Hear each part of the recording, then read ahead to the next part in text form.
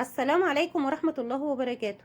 ضع الليمونة في الكمامة، فكرة جميلة جدا، اعتمديها ان شاء الله. الفكرة دي هتجربيها وهتعجبك جدا. عايزة اقولك هتخلصك من اي ريحة كمكمة في الحمام او اي ريحة غير مرغوب فيها. هتخلي ريحة الحمام عندك جميلة جدا. عايزة اقولك كل اللي هيدخل الحمام عندك هيسألك على الريحة الجميلة اللي في الحمام دي ايه.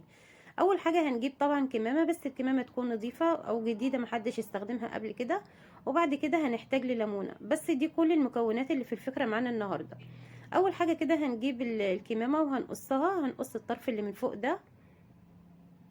اتمنى منك لو اول مره بتشوفي قناتي يا ريت تشوفي فيديوهاتي وتقيميها. ولو شايفاني بقدم محتوى هادف واستحق اللايك اتمنى تدعميني باللايك والاشتراك وتفعيل الجرس عشان يوصلك مني كل جديد. خلاص كده بعد ما فتحت الكمامه بالشكل ده هتفتحيها كده هتلاقي عامله زي الجيب، شايفه طبقتين. وخلاص كده الكمامه بقت جاهزه معانا. هناخد الاستك ده مش هنرميه، هنقطع الاستك.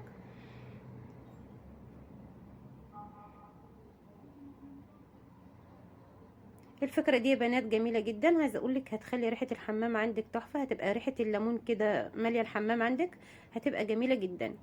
وخلاص كده الكمامة بقت جاهزة. دلوقتي هنجيب الليمونة هنقطعها شرائح او قطع صغيرة حسب رغبتك براحتك.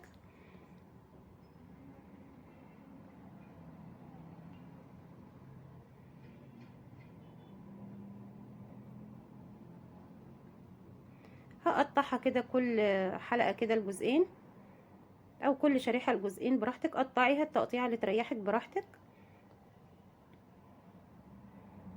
وخلاص كده الليمون بقى جاهز. دلوقتي هنجيب الليمون وهنحطه داخل الكمامة.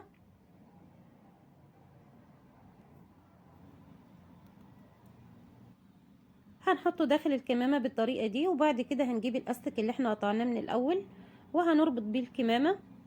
وبكده تبقى عملتي اجمل معطر للحمام. عايزه اقولك هيخلي ريحه الحمام عندك جنه، هيخلي ريحته جميله جدا. وريحه الليمون كده هتبقى مفحفحه وماليه الحمام، حاجه كده جميله جدا.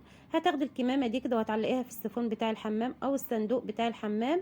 بعد كده كل اللي هيدوس على السيفون هتلاقي كده ريحه الليمون نزلت في الميه، حاجه كده اللهم بارك جميله جدا. اتمنى الفكره تكون نالت اعجابكم وتدعميني باللايك والاشتراك وتفعيل الجرس. واشوفك في فيديو جديد وباي.